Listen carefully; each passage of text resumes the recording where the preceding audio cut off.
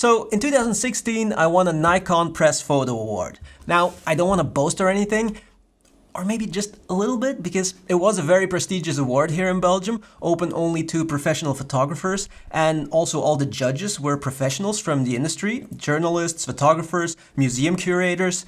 And so, yeah, I am very proud of having won that award. It doesn't exist anymore in the same form at least, but you can still find the newspaper articles online. And you can also still check my winning series on my website.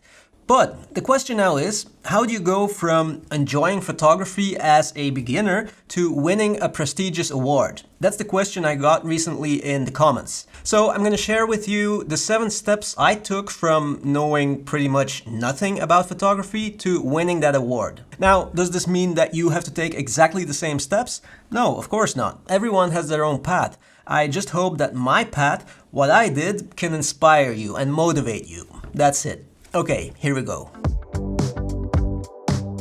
So I studied photography. I went to photography college for 3 years and I learned a lot there. Like, incredible. But 2 things. First of all, I knew nothing about photography. I wasn't into photography. I had never touched a real camera even. So I literally knew nothing about it. I had actually just graduated in computer science. But I didn't like it, and I guess I got this weird brainwave that made me decide to try photography, because I was interested in all things visual, like movies and graphics, things like that. But the thing is, for most film schools and graphic design schools, you had to do a test back then to get in, and that wasn't a requirement for the photography school I went to. Because, yeah, I didn't know anything about it. And secondly, this was back in 2005. There was no YouTube back then. Or maybe it just launched, I don't know. But yeah, so no tutorials, no photographers explaining everything in detail online, nothing. Didn't exist. Now, do you have to study photography to become a good photographer?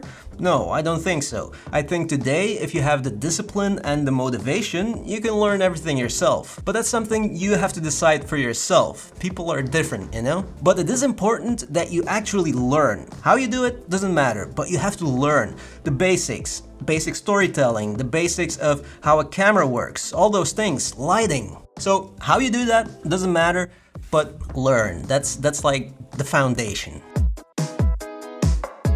Step 2 is a lot more important than step 1. Shoot every single day. When I was in photography college, it was easy because I had to shoot every day for all the assignments. But once I graduated, it got more difficult because I didn't start as a freelance photographer right away. And I was lucky that I ended up having a job that was part photography, eventually. But if your day job is something completely different, you're gonna have to find the motivation and the discipline to shoot every day. Now, how can you do that? Well, how I did it back then was I decided to shoot 1 photo every day on my way to and back from work. I mean, I took a few every day, but I wanted to keep 1 decent one every day. And doing something like that teaches you to look at things as a photographer. Everyday things. And looking at stuff, that's where it all starts, right? And then all of a sudden I realized, everything can be the subject for a project. Everything, literally everything. And so I turned that 1 photo every day on my way to work into a project. Not because I wanted to publish it or make money from it or anything. No, just I wanted to learn something. But I did send that project to magazines and people in the industry just to get some feedback, And a few photos actually ended up being published. Not the whole project, but a few photos with a description of the project. And that meant a lot to me, of course. And from then on, I started to see projects everywhere. I was constantly thinking in photo projects. What about trees? What about parking lots? What about people who have this or that in common? And it all starts simple like that. It doesn't have to be a super deep story. Simple stories work too. For example, I have one project called Rooms, for which I took a photo of every room we slept in while we were traveling the world for 2 years. Simple, a photo of a room. Everything can be a project. And so for years I was creating little photo projects all the time, at home, while traveling. For example, one time in Bangkok I decided to capture the motorcycle culture. Super fun because, you're basically traveling, having fun, enjoying a country, and at the same time you're doing a project and capturing something interesting. And then slowly my ideas started getting bigger. You can still check a lot of my old projects on my website, by the way. But yeah, so an important moment was when I decided to photograph an area in Northern California. An area that I thought was interesting, economically, culturally, historically. Now, how did I get that idea in the first place? Coincidence, I guess. I think I was reading something, an article about that area, and that's how it started. I started reading more about it. I started exploring that area on Google Street View. Pro tip, by the way. And one day I decided to go there. 3 weeks.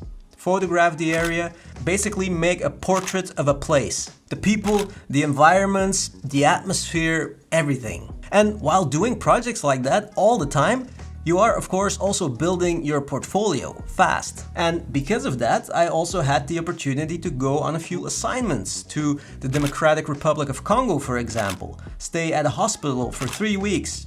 Capture everyday life over there. And those assignments come along organically while you're working and building your portfolio. And of course, at the same time, you also have to show people your portfolio and show them that you exist. Social media, emails, but also... So another thing I always did was submit my projects to magazines and people in the industry, constantly. Not to get published per se, or to make money, no, I just wanted feedback. If a project got accepted for publication online, I knew it meant that I was getting better. And if there was no response at all from anyone, then, well, I knew it wasn't my best work. And sometimes, of course, they also answered with more elaborate feedback. So always submit your projects to people in the industry, magazines, competitions. It'll give you feedback, even if it's not direct feedback. And it also keeps your motivation higher because you have some kind of goal that you can work towards, in a way. You know what I mean? And then after years of working hard, practicing, learning, getting feedback, I decided it was time to make or create a more meaningful project, something that went deeper. There was an area across the street from our apartment, a social housing community, and I had lived close to that community my entire life. Not always in the same place, but always kind of close. And I realized that I didn't know that community at all. I never went there, I never took those streets. I didn't know what was going on there. I had no idea. So I decided to make, again, a portrait of that area, that community, because that's what I love doing, making portraits of places. So again, people, surroundings, buildings, mood and atmosphere, and not for weeks that time, but I decided to commit and take photos there during an entire summer. And again, it's a simple project, a simple story, but simple works. It was also super close by, so it didn't involve traveling the world. It was literally across the street from where I lived. So, you know, keep it simple. That's what, in my opinion, made it a great project. And then in 2016, by the end, I think, I don't remember when exactly, I finished the project and I submitted it to the Nikon Press Photo Awards.